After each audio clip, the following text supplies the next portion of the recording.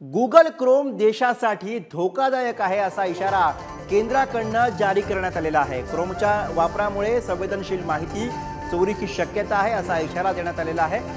भारत सरकारकडून याबाबतचा अलर्ट जारी करण्यात आलेला आहे आणि त्यामुळे स्वाभाविकपणे आता चिंता वाढलेली आहे, कारण गूगल क्रोमचा वापर हा मोठ्या प्रमाणावरती होतो आणि अशात केंद्राकडून आलेला हा इशारा क्रोमच्या वापरामुळे संवेदनशील माहिती चोरीची शक्यता वर्तवली गेली आहे। थेट जाऊयात आपले प्रतिनिधी विक्रांत शिंदे याविषयी अधिक माहिती देण्यासाठी आपल्या सोबत आहेत। विक्रांत, गूगल क्रोमचा सर्रास वापर मोठ्या प्रमाणावरती भारतामध्ये होतो आणि अशात केंद्र सरकारने दिलेला हा इशारा देताना नेमकं सविस्तर काय काय म्हटलं गेलंय?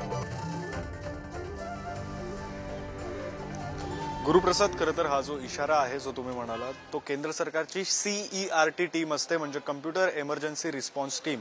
या CERT कडून खरं तर हा इशारा जो आहे तो देण्यात आलेला आहे युजर्सला, म्हणजे वापरकर्त्यांना, आपल्यासारखे जे वापरकर्ते आहेत त्यांना इशारा देण्यात आलेला आहे। केंद्र सरकारच्या CERT टीमचं थेट असं म्हणणं आहे की गूगल क्रोम वापरत असताना आपली जी संवेदनशील माहिती आहे, सेन्सिटिव्ह इन्फॉर्मेशन ज्याला आपण इंग्रजीमध्ये म्हणतो, सामान्य भाषेमध्ये, वापराच्या भाषेमध्ये, ती माहिती जी आहे ती शेअर होऊ शकते, अशा प्रकारचा इशारा CERT कडून देण्यात आलाय।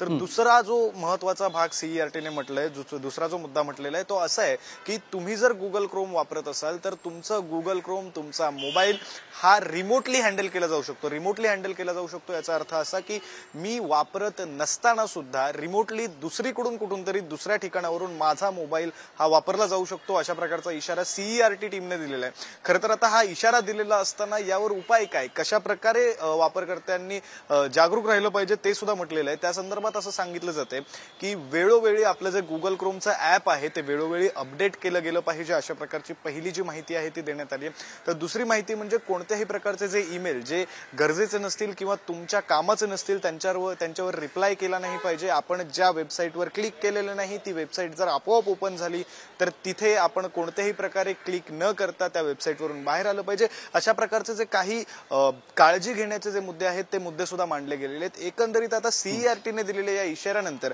भारतीयांसाठी ही धोक्याची घंटा आहे, कारण आत्ताच्या घडीला पाहायचं झालं तर जवळपास 66% म्हणजे सर्च इंजिन वापरणाऱ्या लोकसंख्येपैकी 66% लोक हे गूगल क्रोमचा वापर करतात आणि त्यामुळे हा नक्कीच धोक्याचा इशारा जो आहे तो आता CERT टीमने, केंद्र सरकारच्या CERT टीमने दिलेला आहे। विक्रांत, काळजी वाढवणारी अशी माहिती, धन्यवाद या सविस्तर माहितीसाठी।